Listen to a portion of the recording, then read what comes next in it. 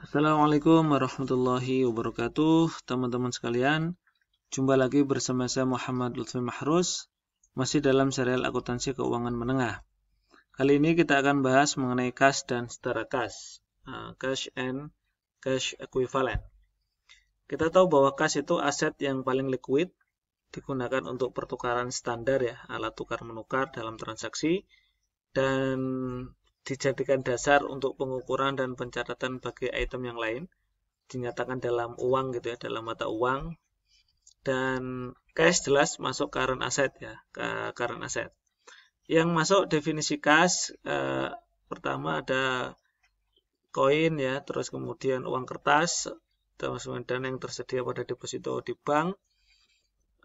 Wesel ya, wesel itu juga masuk cash, cek bersertifikat, cek itu masuk cash ya, yang ada isinya dan bisa langsung ditukarkan, itu berarti sudah termasuk cash.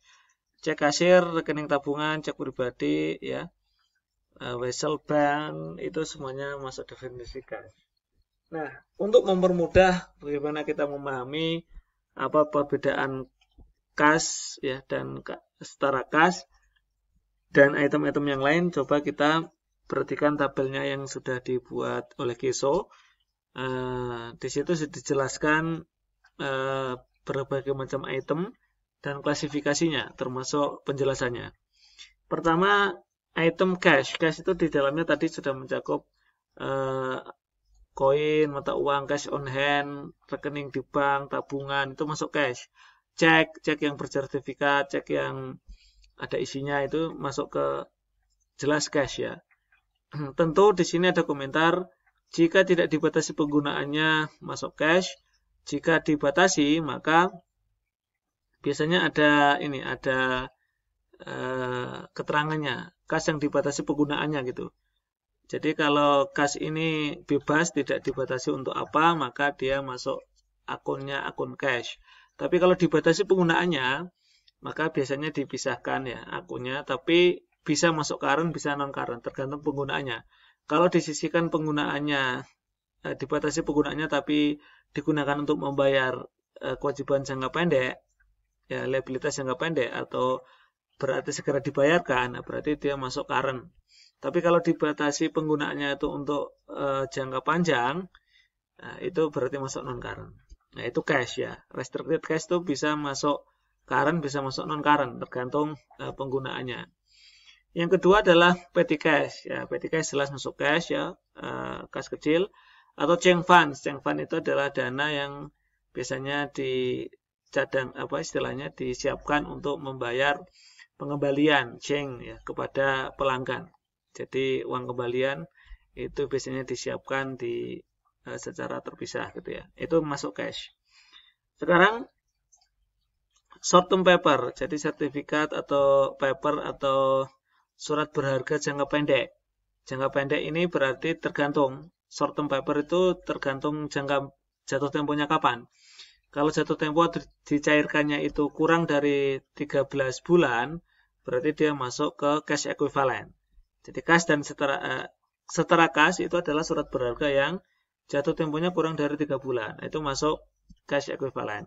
Tapi kalau short term paper itu lebih dari 3 bulan, atau 3-12 bulan, itu berarti masuk ke investasi jangka pendek atau short term investment. Dia di bawahnya cash, posnya dia di bawahnya cash. Jadi short term paper seperti sertifikat deposito dan yang lain-lain, dilihat jatuh temponya. Kalau jatuh temponya kurang dari 3 bulan, dia masuk setara cash. Tapi kalau lebih 3 bulan sampai 12 bulan, dia masuk short term investment atau investasi jangka pendek. Kemudian kita mengenal istilah post date check atau cek mundur. Jadi cek itu di tanggal ceknya itu baru bisa diambil di masa depan. Misalnya kita terima cek sekarang tanggal 15 November ya. Misalnya kita terima cek tanggal di cek itu tercantum tanggal pencairannya. Jadi cek itu hanya bisa dicairkan misalnya tanggal 30 ya, tinggal 30 kan masih beberapa minggu lagi. Artinya itu belum bisa diklasifikasikan sebagai cash, tapi itu adalah masuk receivable piutang. Jadi misalnya nasabah bayar kita dengan cek, tapi ceknya itu masih nanti bisa dicairkan cek mundur. Itu bukan berarti nasabah itu belum membayar utangnya. Ibaratnya kita masih punya piutang kepada nasabah itu, gitu ya. Beda kalau ceknya itu bisa langsung dicairkan, itu sudah masuk cash ya, cek yang ada istilahnya bisa langsung dicairkan. IOU itu kayak ini ya, artinya pengakuan utang. Jadi aku punya utang padamu gitu istilahnya, IOU itu. Jadi berutang. Jadi surat pernyataan dari pelanggan atau dari seseorang yang mengakui punya utang kepada perusahaan. Di situ ada mirip-mirip notes ya, tapi mungkin formatnya agak berbeda. Intinya di situ mengakui utang berapa dan nanti dibayar kapan. Nah, itu perusahaan akan mencatatnya sebagai receivable. Sisi perusahaan ya, berarti yang menjamin, yang punya hak tagih gitu ya. Travel advance. Jadi kalau travel advance, kalau yang di sini itu berarti dana talangan yang dibayar atau uang muka yang dibayar kepada si pegawai untuk melakukan perjalanan. Tapi perjalanan ini sebenarnya ditanggung oleh si karyawan yang bersangkutan. Jadi tidak ditanggung oleh perusahaan. Jadi perusahaan ngasih pinjaman, istilahnya ngasih uang muka dulu, nanti uang muka ini nanti harus dibayar oleh si pegawai ya. Biasanya dipotong gaji gitu ya. Nah, ini biasanya fasilitas yang diberikan oleh perusahaan untuk travelnya pegawai. Jadi pegawai kalau mau travel boleh istilahnya dikasih dalam tanda kutip uang muka atau pinjaman dari perusahaan, dan nanti setiap bulan bisa dipotong gaji gitu ya, sampai lunas gitu. Nah, itu receivable. Ada juga postage on hand. Postage on hand itu berarti kayak benda-benda pos ya. Stamp on postage meter biometri ya. Itu kalau di tabelnya Keso bisa diklasifikasikan sebagai prepaid expense. Jadi kita punya biometri ya. Itu bukan kas ya. Biometri itu adalah prepaid expense atau bisa dicatat sebagai office supplies inventory. Karena kita sudah beli tapi belum kita gunakan kan biometri. Jadi kita sudah keluar duit. Sekarang sudah kita beliin biometri tapi belum dipakai, itu prepaid expense atau office supplies inventory. Nah, bank overdraft ini yang sering istilahnya menjadi bahan diskusi. Bank overdraft itu adalah kondisi di mana saldonya itu minus ya, saldo di bank itu minus. Loh kok bisa? Nah, biasanya ada perjanjian dengan bank gitu ya. Jadi sebenarnya ini kayak fasilitas pinjaman. Jadi sebenarnya bank overdraft itu kita punya utang ke bank gitu ya. Kita punya utang ke bank. Jadi kita punya saldo 1 miliar, tapi kita membayar atau menulis ceknya untuk membayar utang kita itu 1,2 miliar. Berarti kan yang dikredit di rekening kita itu kan lebih dari saldonya. Jadi kita itu minus ya, minus 200 juta. Jadi misalnya tadi. Jadi kita punya utang dengan bank. Nah, dicatat sebagai apa bank overdraft? Bank overdraft itu bisa dicatat sebagai current liability. Dia masuk ke liabilitas jangka pendek. Atau dia tetap bisa masuk cash, tapi saldonya negatif. Nah, gimana caranya? Bank overdraft tetap bisa masuk akun cash walaupun saldonya negatif dengan catatan perusahaan itu memang punya istilahnya punya sistem untuk manajemen kasnya seperti itu. Maksudnya biasanya ini ada perjanjian dengan bank dan bank itu bisa offset ya, bisa offset itu artinya berarti perusahaan itu punya di bank yang sama itu punya lebih dari satu rekening. Jadi rekening yang satu tadi kondisinya negatif, nanti bank itu diizinkan untuk mengambil di rekening yang lain, perusahaan yang sama di rekening yang lain. Jadi itu kalau seperti ini itu bisa tetap dicatat sebagai cash karena nanti secara otomatis nanti begitu rekening yang lain ada saldonya langsung dipotong untuk menutup saldo yang negatif tadi. Ya, kalau kondisinya seperti itu bisa masuk cash ya, tetap dicatat sebagai cash tapi saldonya negatif. Tapi kalau perusahaan tidak punya tadi, misalnya bank itu tidak boleh offset itu artinya mengambil atau dinetkan dengan rekening yang ini yang ada di bank yang sama, atau perusahaan hanya punya satu rekening dan kondisinya negatif sehingga perusahaan harus bayar nggak melalui potong rekening, nggak melalui offset tadi antara rekening, maka itu akan dicatat sebagai current liability. Akan dicatat sebagai current liability. Jadi liabilitas jangka pendek gitu ya, liabilitas. Jadi di offset gitu ya.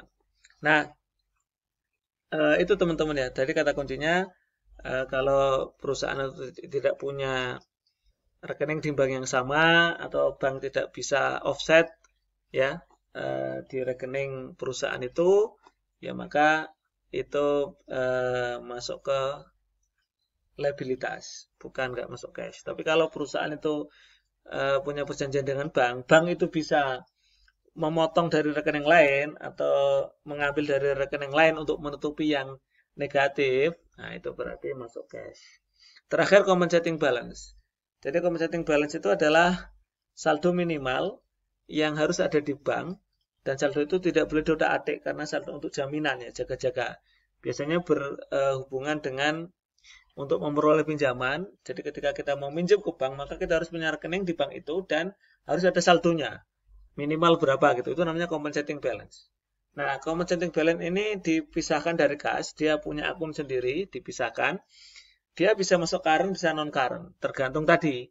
Tergantung jangka waktu pinjaman yang dijamin. Misalnya kita pinjaman bank 1 miliar selama 2 tahun.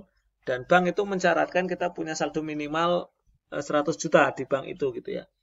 Maka itu diklasifikasikan sebagai liabilitas, yang compensating balance tadi, saldo minimal tadi itu diklasifikasikan sebagai non-current asset ya, karena pinjamannya itu 2 tahun ya, atau lebih dari 1 tahun, seperti itu. Nah, itu teman-teman ya, penjelasan mengenai kas dan setara kas. Jadi mengulang kembali, kalau setara kas itu adalah investasi jangka pendek, sangat-sangat liquid, yang kurang dari 3 bulan jatuh temponya.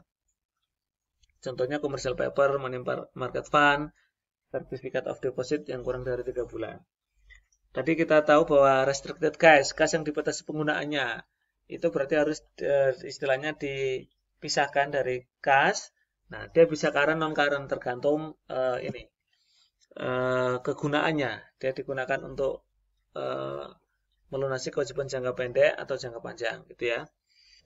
Seperti itu. Terakhir bank overdraft tadi ya sudah kita